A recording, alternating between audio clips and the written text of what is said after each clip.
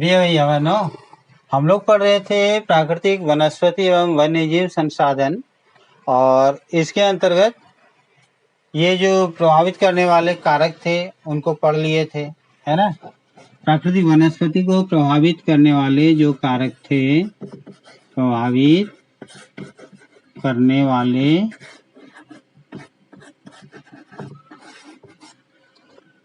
कारक, ये हम लोग पढ़ लिए थे, ठीक है। पहले वाला क्लास में पढ़ लिए थे। दूसरा क्या था? भारत में पाए जाने वाले, है ना, भारत में पाए जाने वाले वनस्पति,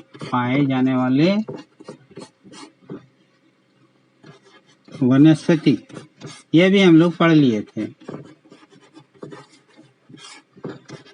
ठीक है। आज हम लोग क्या पढ़ने वाले हैं? देखो इधर लिखा हुआ है, मैप भी बना हुआ है इसी को समझाने के लिए। क्या समझाना है, क्या पढ़ना है, जानते हो कि यहाँ पर जो जीव जंतु पाए जाते हैं वे किन किन परिस्थितियों से गुजर रहे हैं, उनकी जो समस्या आज का वर्तमान समय में क्या है, और सरकार इन समस्या को दूर करने के लिए क्या क्या उपाय कर रही है, ठीक है। इसी को पढ़ने वाले हैं, ठीक है। यानी कि वन्य जीव की समस्या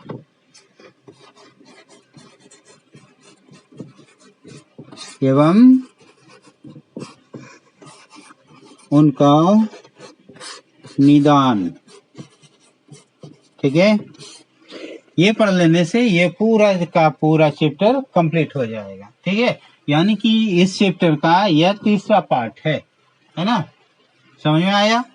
तो आपको पता है कि इतने सारे वन्यजीव कौन है? जो जिनका विकास अपने आप होता है ना, जिनका विकास अपने आप होता है।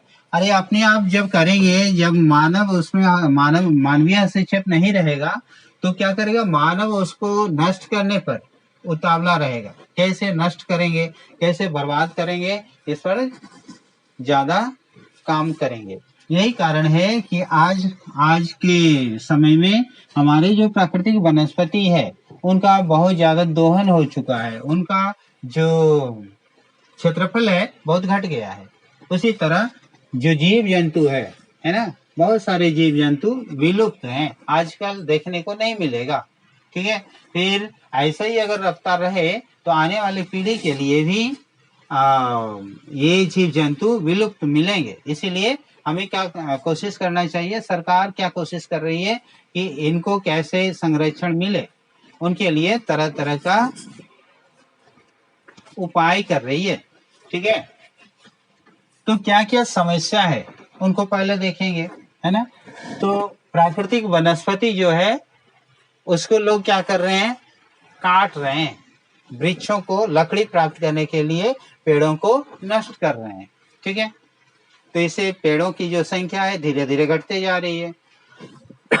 उसी तरह कुछ जो जड़ी बूटी वाले, औषधि वाले पेड़ पौधे हैं उनको बिना रोक टोक काट रहे हैं, ठीक है। उससे भी उनकी जो संख्या है, उनका जो क्षेत्रफल है घट रहा है, ठीक है।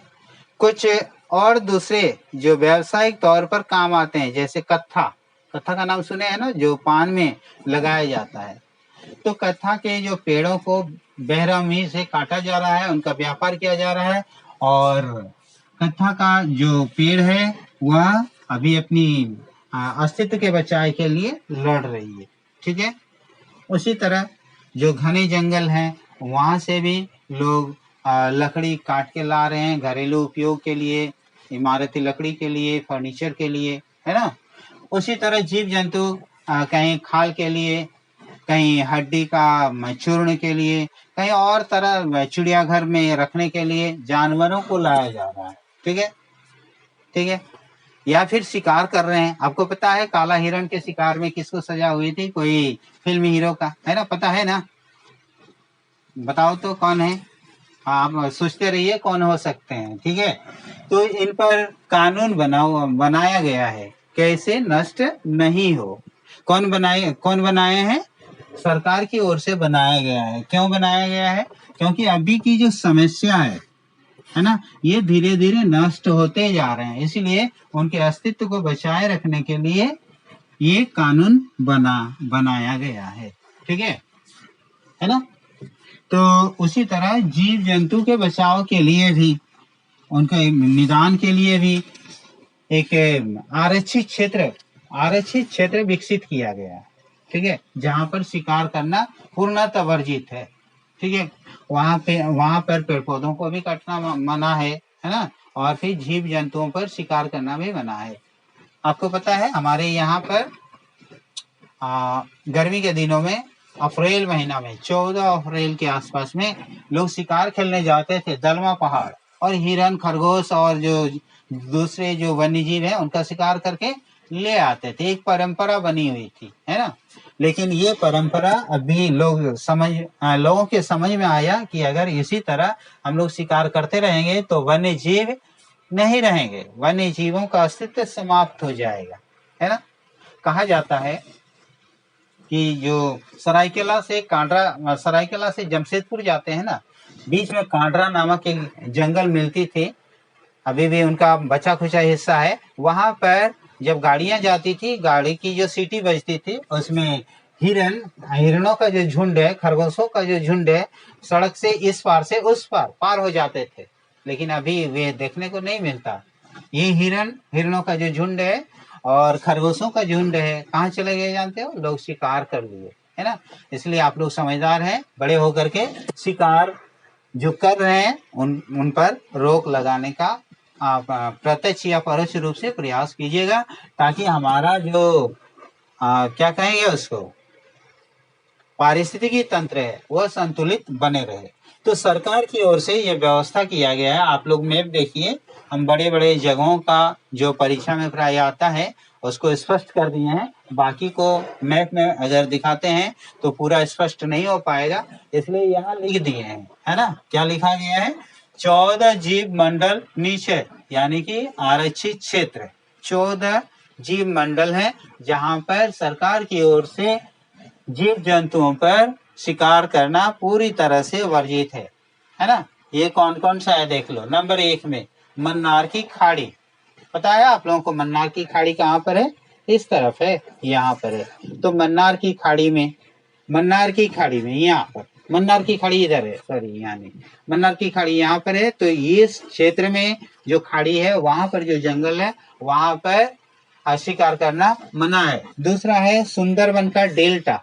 इस सुंदरवन का डेल्टा, जहाँ पर गंगा नदी, ब्रह्मपुत्र नदी मिल करके डेल्टा बनाती है, तो वहां पर जंगल है। कौन सा जंगल? आप लोग प्राकृतिक वनस्पति में पढ़ लिए थे, सुंदरवन, सुंदरी वृक्षों का जो पेड़ है, वनस्पति है, उसका है, वो दलदली भागों में ये उगते हैं। तो वहां पर शिकार करना मना है। वहां बाघ नाम का क्या मिलता है? बाघ नाम का जानवर मिलता है ना, वन्य जीव मिलता है। ठीक है, सुंदरवन में। फिर नंदा देवी उत्तर में है, इधर है। ठीक है, उसी तरह नीलगिरी पर्वत, यहाँ दक्षिण में नीलगिरी पर्वत, यहाँ पर भी शिकार करना मना है। ठीक है, उसी तरह नाफरे, मानस जो असम में है। ठीक है, ग्रेट निकोबार, ये निकोबार 2 है, एक ग्रेट निकोबार है और एक स्मॉल निकोबार। तो ग्रेट निकोबार में भी वैसे घने जंगल है, और वहां पर जीव जंतुओं का शिकार करना मना है, आरक्षित क्षेत्र बना हुआ है। उसी तरह अगस्त मलाई, है ना, डिब्रू लाई कोवा, पंचमढ़ी, कंचनजंगा उत्तर में। ठीक है, फिर इसी तरह अचक कमन अमरकंटक में मध्य प्रदेश में, फिर दिवांग ये असम तरफ है। ठीक है, और अंतिम में है सिमलीपाल जो उड़ीसा में है। तो ये घने जंगलों में शिकार करना मना है। क्यों मना है? क्योंकि वन्य जीवों के आरक्षण के लिए ये वर्तमान समय में उनका आरक्षण आवश्यक है, नहीं तो वन्य जीव अपना अस्तित्व बचाए रख नहीं पाएंगे, है ना। तो यहाँ पर मानचित्र दिया हुआ है, देख लो। इस तरह मानचित्र आप लोग बना लीजिएगा, और 3-4 जो प्रमुख हैं जो परीक्षा में आती है हमेशा, उनको नोट कर लीजिएगा। जैसे यहाँ गुजरात में गिर वन है और वहाँ सिंह पाए जाते हैं, सिंहों के लिए आरक्षण है। भरतपुर पंछी विहार है, बहुत तरह तरह के पंछी रखे हैं वहाँ पर, है ना, मतलब शिकार करना वर्जित है। पेरियार दक्षिण में केरल में पेरियार है ना, जो हाथी के लिए आरक्षित जंगल है। उसी तरह कारबेट में बाघ के लिए है, ठीक है।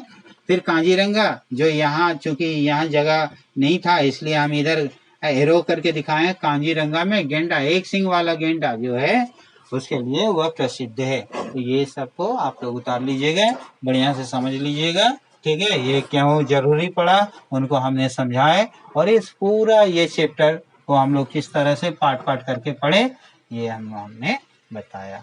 तो ठीक है।